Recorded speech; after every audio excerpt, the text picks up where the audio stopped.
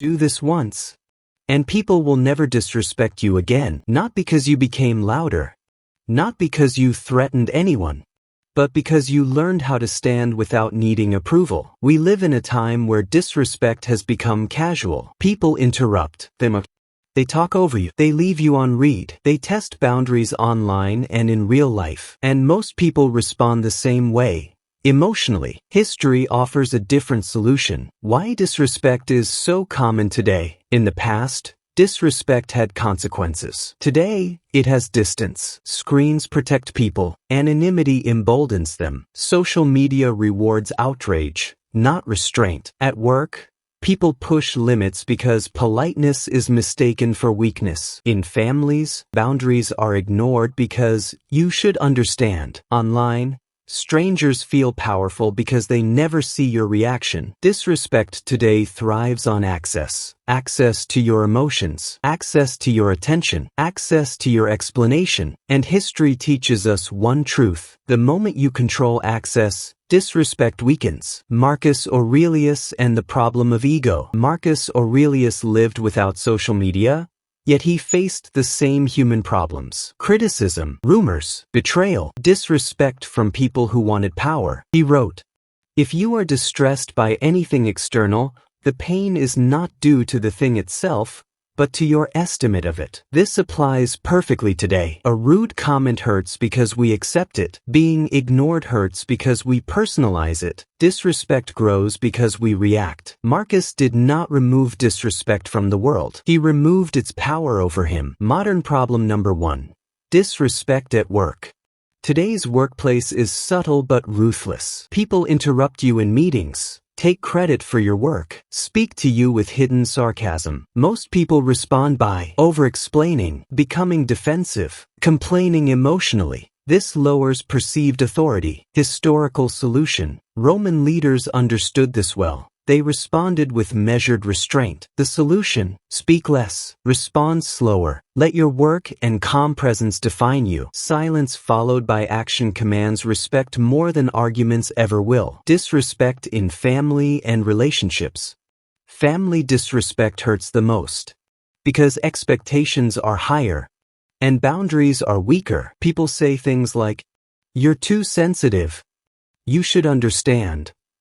You've changed." Marcus Aurelius warned against this. Begin the morning by saying to yourself, "I shall meet with busybody, ungrateful, arrogant people." He accepted human nature without surrendering self-respect. Detach emotionally. Set calm boundaries. Reduce explanation. You don't need to convince people who benefit from misunderstanding you. Online disrespect and social media. Today, disrespect comes in the form of booms, silence, public humiliation. Reacting publicly gives power. Stoics believed public reactions weaken private strength. Solution: do nothing publicly. Maintain dignity privately. Silence online feels uncomfortable because ego wants closure. But history teaches silence is not weakness. It is discipline. The one action that changes everything. Detach ego from reaction. That's it. Marcus Aurelius said, "You always own the option of having no opinion, no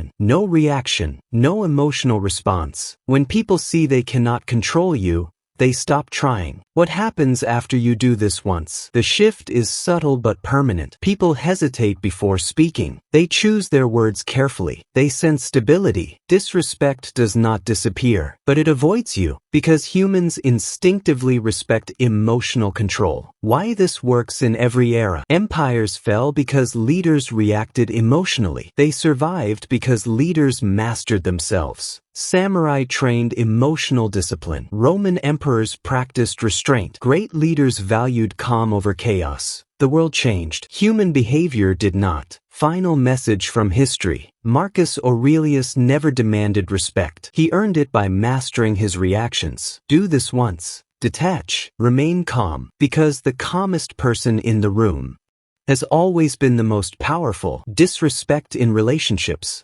What history teaches us about love, boundaries, and self-respect. Disrespect in a relationship rarely starts loudly. It doesn't begin with shouting or insults. It begins quietly. A joke that cuts a little too deep. A boundary ignored. Again, your feelings dismissed as overthinking, and slowly, love turns into exhaustion. History has seen this pattern many times, not just in romantic relationships, but in alliances, marriages, and partnerships between powerful people. The lesson is always the same. Love without self-respect never survives. Why disrespect appears in relationships? Disrespect grows when boundaries are unclear or unenforced. When you tolerate behavior that hurts you, the other person learns something dangerous. This is acceptable. Marcus Aurelius warned about this human tendency when he wrote, "People act according to their own nature. Your task is not to change them, but to decide how close they stand to you." Disrespect isn't always cruelty. Sometimes it's familiarity without discipline. Modern signs of disrespect in relationships. Today, disrespect often hides behind excuses, constant interruptions, dismissing your emotions, mocking your insecurities, controlling behavior masked as care, ignoring your time or effort, gaslighting, making you doubt your reality. These behaviors slowly erode confidence, and the more you explain, argue, or beg for understanding, the less respect remains. Historical insight, power and boundaries. In ancient Rome, alliances ended not because of hatred, but because of loss of respect. Once a leader showed emotional weakness or inconsistency, others pushed further. Marcus Aurelius understood this personally. He faced betrayal even from those closest to him. His solution was not anger, but distance and discipline. The one mistake that increases disrespect. The biggest mistake people make in relationships is over-explaining pain. When you repeatedly justify why something hurt you, you unintentionally teach the other person, "I'll tolerate this if I explain enough." History shows that respect is not negotiated emotionally. It is demonstrated behaviorally. What history advises instead?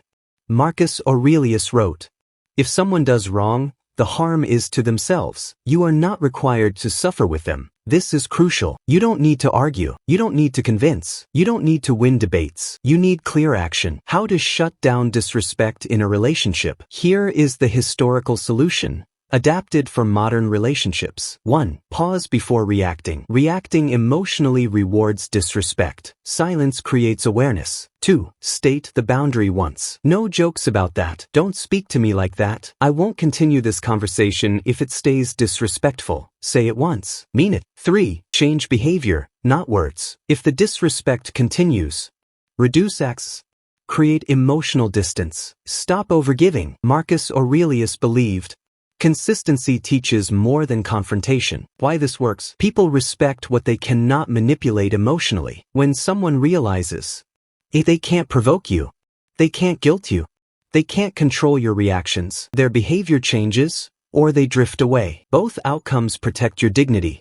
When disrespect doesn't stop, history is clear about this. Relationships that lack respect do not heal with time. They decay. Marcus Aurelius accepted this truth calmly. He believed closeness must be earned daily, even in love. If someone continues to disrespect you after boundaries are clear, that is not misunderstanding, that is choice. Final lesson from history. Love without respect becomes control. Patience without boundaries becomes self-betrayal. Marcus Aurelius never chased loyalty. He lived in a way that required respect. Do this once in your relationship. Set the boundary. Detach emotionally. Stand firm. Because anyone who truly values you will adjust their behavior, and anyone who doesn't reveals who they truly are.